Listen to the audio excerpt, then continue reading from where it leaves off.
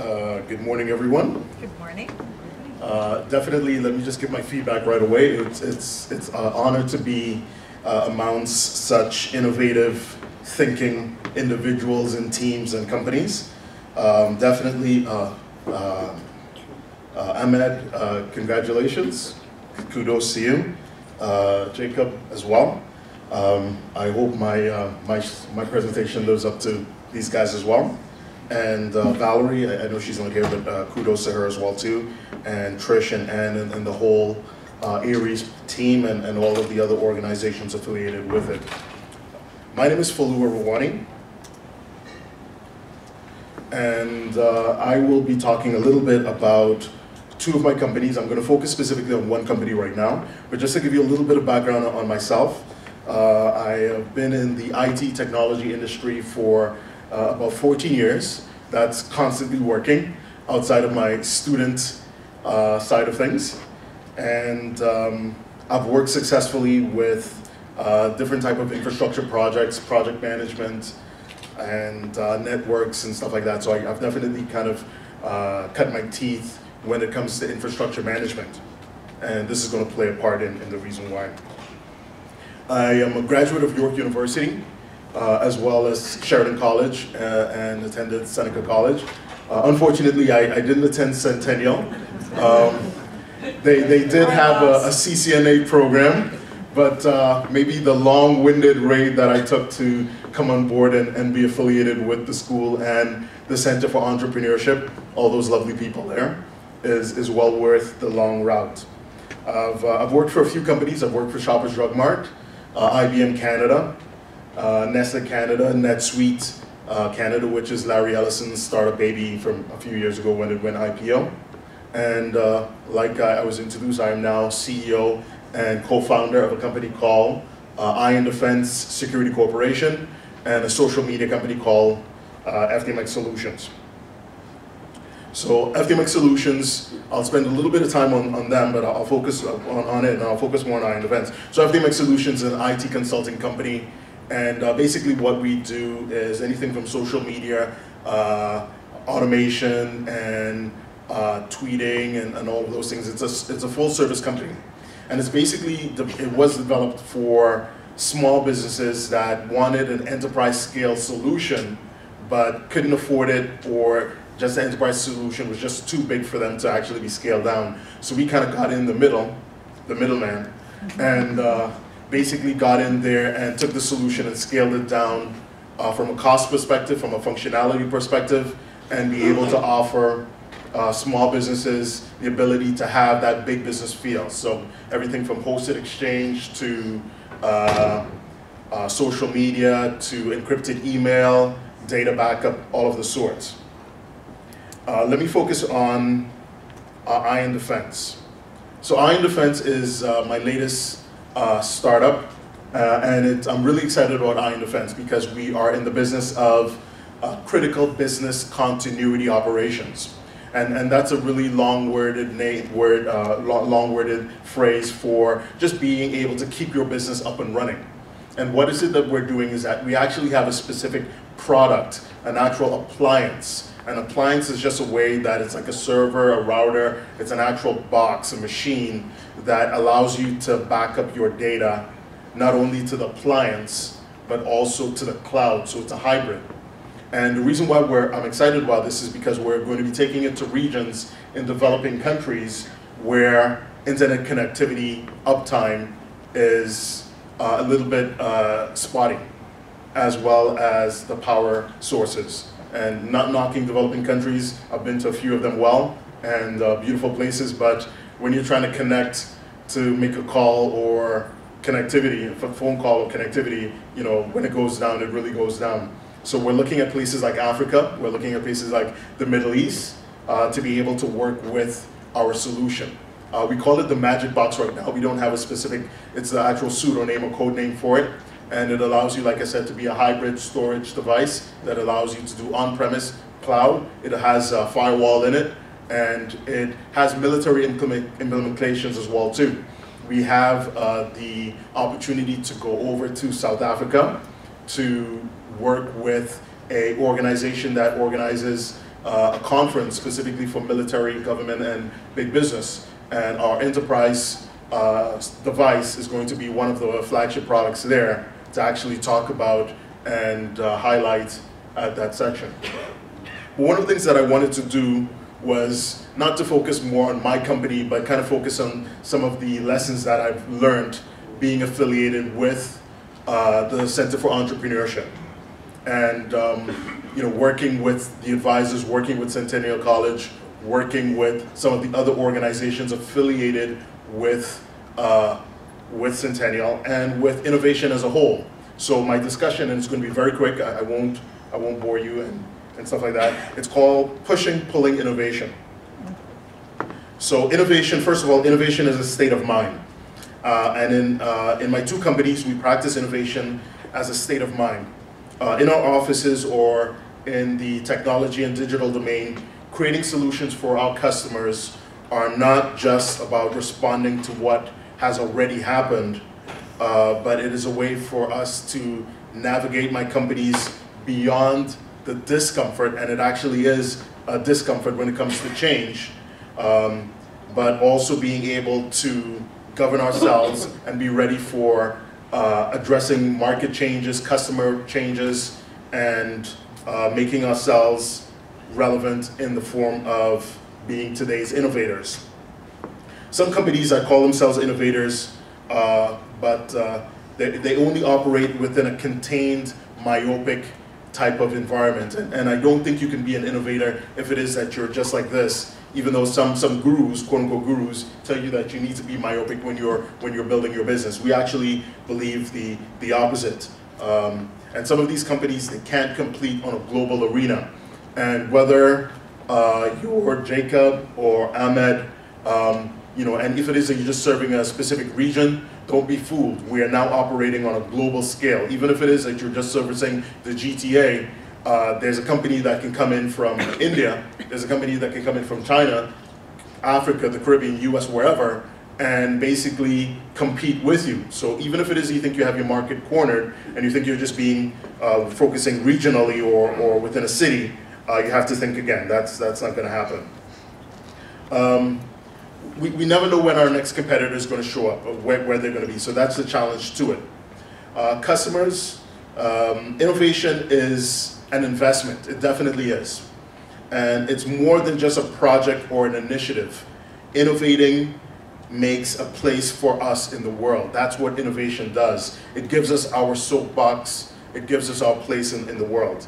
Yet innovation does not just happen because we're creative. A lot of people think creativity is linked to innovation. And in a sense it is, but creativity does not equal innovation, because there are a lot of creative individuals that I've met from a technology point of view that unfortunately were not able to innovate their product and get it out to market.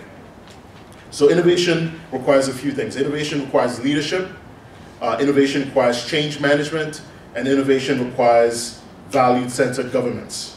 And in turn, these practices are meaningless without an innovative mindset. So that's why it is that I said innovation is a state of mind.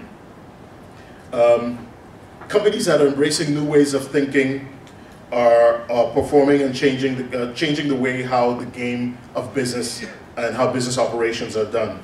So innovative companies not only know how to transact, but they know how to live for the relationship. So I'll just go through just a couple of points. Innovation is state of mind. It's a capacity to lead. It's an appetite for change.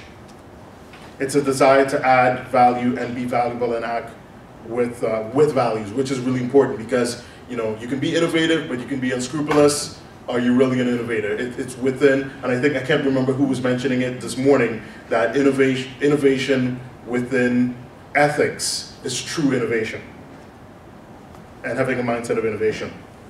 I'll just move on very quickly here. Inventing a formula for innovation.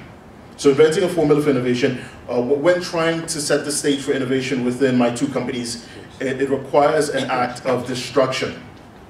And in the gurus, they call it cannibalization. And cannibalization is basically taking what you currently have and breaking it. And the best known company and the best known innovator for doing that is the late great Steve Jobs. You know, a lot of people wondered why Apple would release an iPhone every 6 months. It seems like every day, or an iPad or an iTechnology.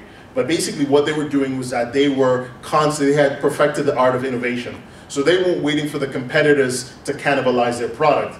They did it themselves, right? So you have to be able to break your, destroy your product. And when it is that you're able to destroy your product, the next step that you want to be able to do is to think like your customer, right? You need to think like your customer, because what's the point of thinking like yourself? There are a lot of products out there, and quote-unquote innovators, and maybe true innovators, but unfortunately they don't have their formula right as yet, that come up with some really good products, but it's products that work for them. You know, CEOs and innovators and startups, it's like, who uses your product? Well, I use my product, yeah, but do customers use your product? And it's like, well, no, I never thought of it. It's a cool product for me, right? So it has to have some type of relevance to your customer. One of the things that I want to do is that the self-administered practices of cannibalizing and thinking like your competitor and working along those lines, basically it gives a formula that literally basically allows you to push and pull, at least for my companies and my team, pull and push us into an innovative mind state, which is really important, because in innovation you have to be constantly immersed in it. It's not that you put on your innovative hat or your innovation hat, innovate something and then take it off and then go back and work. Innovation is 24/7, 365. It's a way of thinking. It's not an act that you do and take off. It's just the way how you think, and it can be learned. Some people ask whether it's intrinsic or whether it's innate or nurtured. I think it's nurtured. It can be. It's a skill that you have. You may have predisposition to being an entrepreneur, but without the type of innovation training, you won't get too far. Right. So that is the two links there. When trying to set the stage for innovation, it sometimes requires you to act an act of destruction, better known as cannibalization, and always think like a competitor who wants to put you out of business. Best way to keep on your P's and Q's. Don't think of the competitor that wants to partner with you or the competitor that wants to give you high five. Think of the competitor that literally wants to put you out of business. And for Ahmed, think of those competitors as well, man. You know they're out there. Right. Just a few more slides. The vital components of innovation for my organization. And let me just go through some of them very quickly. So a healthy introspection. Being able to look back while you're moving forward, and maybe you can take a minute or two to stop and think about, you know, what happened. So a deep inward look at what happened and how you can fix it. What's working for you, what's not working for you. And it's kind of like thinking backwards while you're walking forward. I know it seems kind of difficult, but with a little bit of practice, you can do it. Basically, the constant goal of understanding the corporate culture of your business and understanding where they are. Knowledge-centric. Knowledge is key.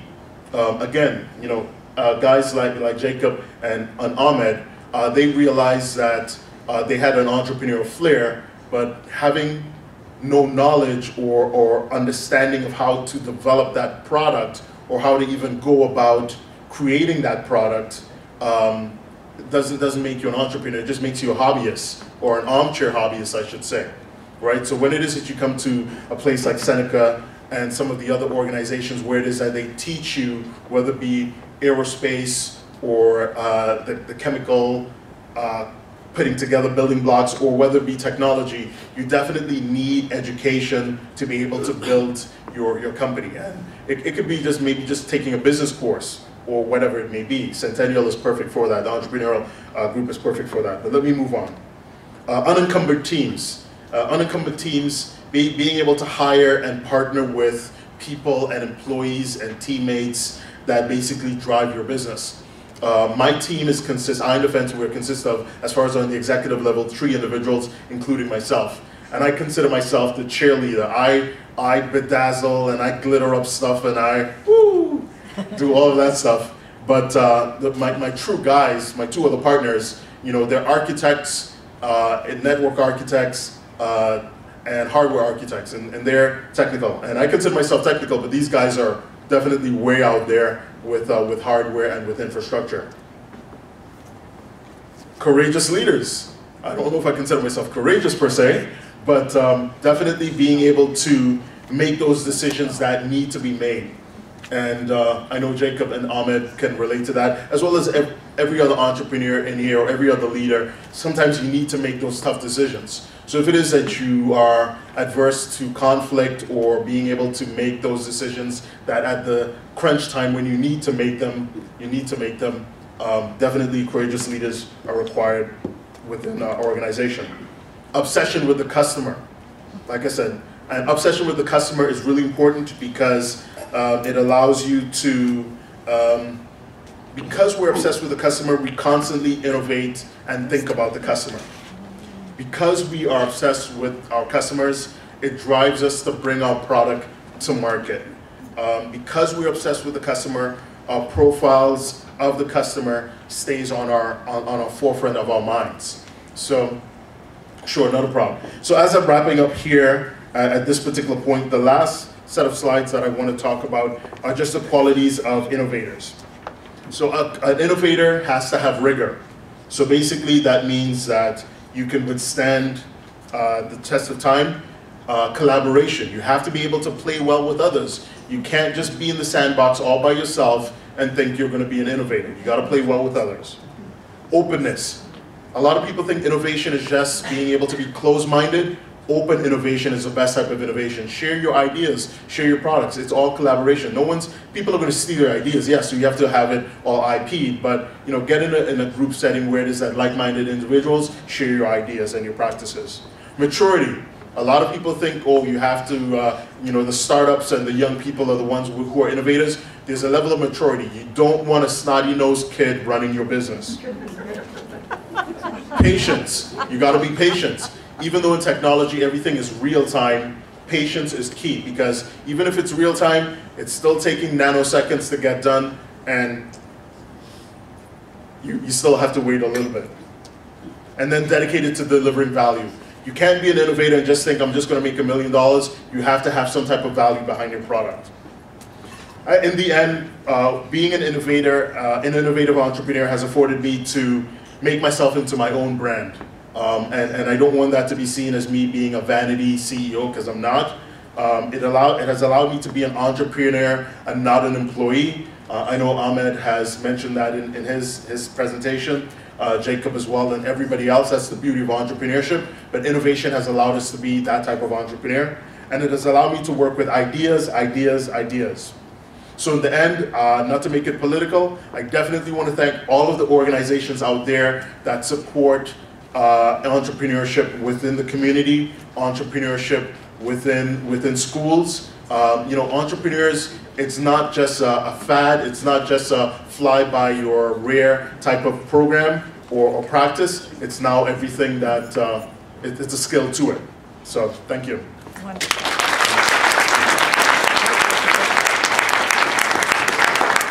Thanks very much, Foluwa.